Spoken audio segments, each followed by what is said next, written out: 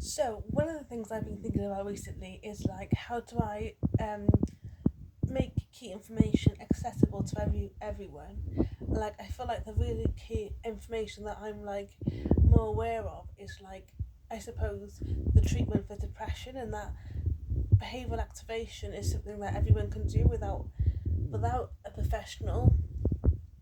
But it's also beneficial to do it with a professional because then you get that support and encouragement. Behavioural activation is really about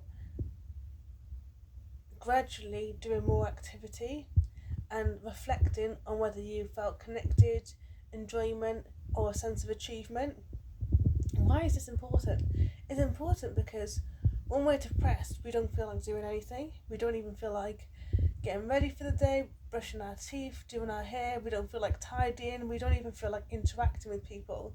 So, behaviour activation is really thinking about what was important to me when I was well, and how can I take the steps to re- reconnect to those old habits that were keeping me well, that I was enjoying, and that are a part of me and my identity. So there were times in my life where I felt like, oh my goodness, I felt so negative, especially when I was like doing my driving test. It took me so long to pass, and like it became a running joke. But there was times where I actually generally had so much anger towards myself, and I would think to myself, oh my goodness, I literally don't know whether I'm going to pass or not, and that was really frustrating for me.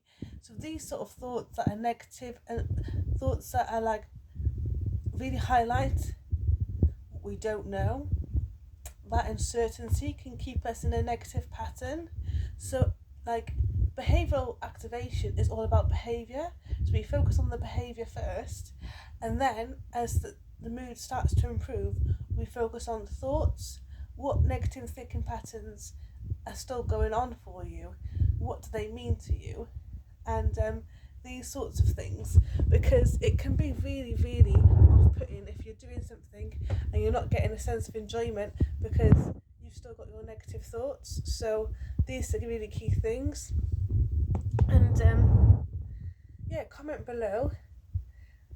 Another key thing about low mood is that we really believe our negative thoughts, and like the more we believe them, the more we will the more we'll be influenced by them.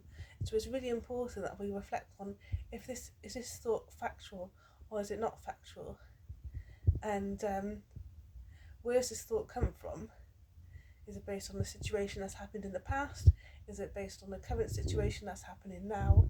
And these sorts of things like are really, really key.